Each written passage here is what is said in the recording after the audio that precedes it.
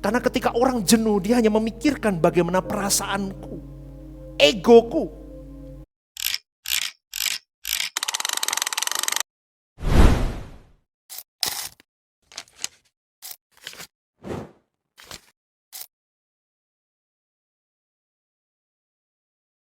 Segenap hidupku adalah milikmu untuk kemuliaanmu. Tapi bagaimana dengan jiwa yang jenuh?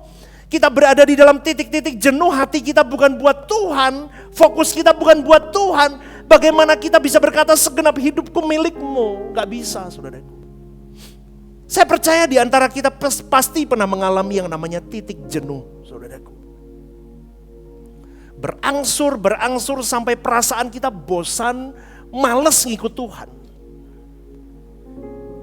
Males ke gereja, males berdoa. Aku lebih asik kumpul sama teman-temanku, lebih asik aku nonton film dan sebagainya. Tapi hal semua itu tidak mengaitkan dirimu untuk bertumbuh secara rohani. Apalagi setelah COVID dipermudah dengan online, jemaat online. No, saudaraku, jangan. Apalagi hal pelayanan, mereka sudah tidak lagi menyentuh.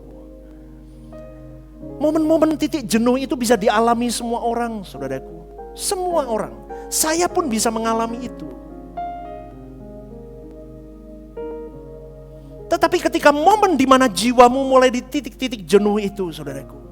Itu adalah momen di mana ada sebuah isyarat atau signal untuk menunjukkan bahwa ada kedaruratan di dalam spiritualitasmu.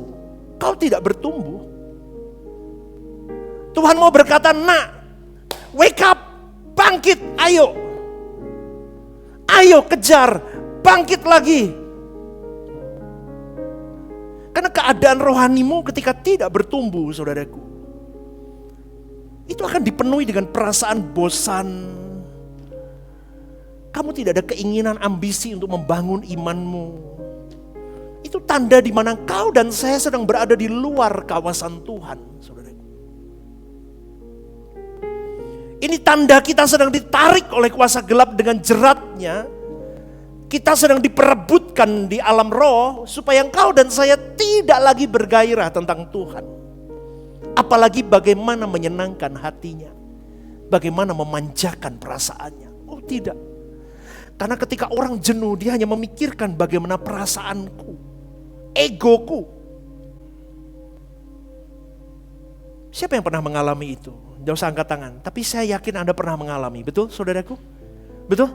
Ke gereja aja males. Doa aja males kita. Dan itu memang trik yang diberikan oleh kuasa gelap untuk menjaring kau dan saya. Dan itu dianggap wajar. Justru saudaraku, dalam keadaan titik-titik terendah kita itu, mestinya kita bertindak keluar dari keadaan itu. Kita berani berkata, aku harus bisa melewati momen ini. Secepat mungkin, sesegera mungkin. Aku harus paksa diriku untuk berdoa. Aku harus paksa diriku untuk terus duduk dekat kaki Tuhan. Aku harus paksa diriku untuk meninggalkan kebiasaan-kebiasaan yang memang tidak seharusnya aku ada, karena Tuhan tidak menikmati kebiasaanku itu ketika aku ada di titik rendah.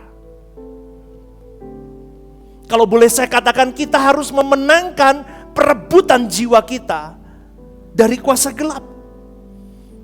Kita yang action, saudaraku. Kita yang bertindak.